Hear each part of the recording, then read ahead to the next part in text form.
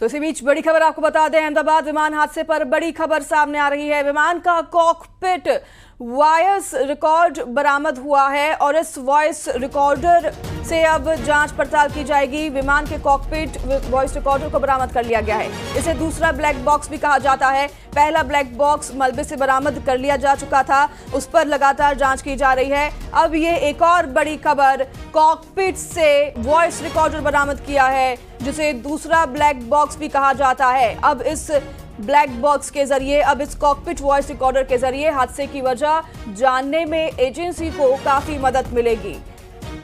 बड़ी अपडेट, बड़ी खबर आपको बता रहे हैं। अहमदाबाद विमान हादसे पर विमान का कॉकपिट वॉइस रिकॉर्डर बरामद किया जा चुका है और इसे दूसरा ब्लैक बॉक्स कहा जाता है। हादसे की वजह जानने में इस ब्लैक बॉक्स से काफी मदद मिलेगी। पहला ब्लैक बॉक्स पहले ही बरामद किया जा चुका है।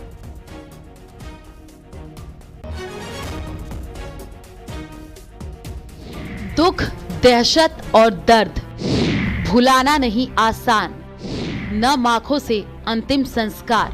अहमदाबाद विमान हादसे ने पूरे देश को सन्न कर दिया, जिसमें कई परिवारों ने अपनों को खो दिया।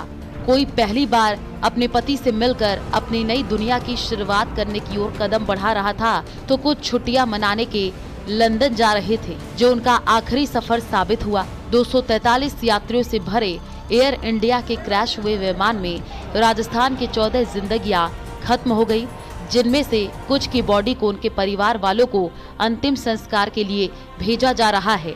अहमदाबाद प्लेन क्रैश में जान गंवाने वाली खुशबू राजपुरोहित का शव डीएनए मिलान के बाद करीब शाम 6:30 पर उनके ससुराल खाराबेरा पहुंचा, तो पूरे गांव में चीख पुकार मच गई। हर किसी की आंखें नम थी।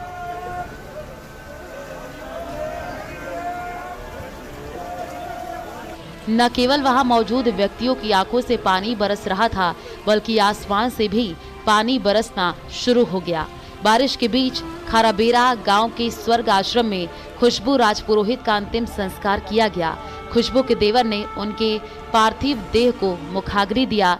गुजरात से जब एम्बुलेंस के जरिए खुशबू का पार्थिव देह उसके ससुराल पहुंचा, तो गांव में चीख पुकार का माहौल हो गया।